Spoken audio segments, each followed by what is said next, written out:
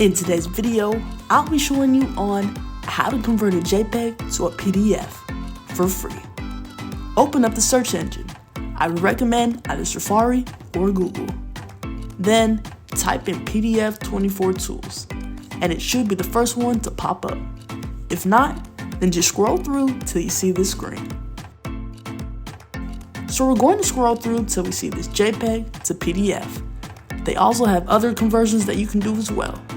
Select JPEG to PDF. Now, select Choose Files. Then hit the photo library and select the images that you want. Scroll down and hit Convert.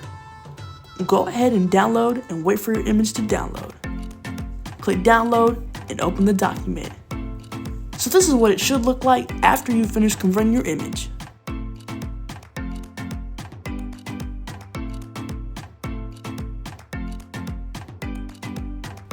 And that's how you convert a JPEG to a PDF.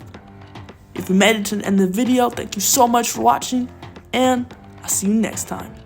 Peace!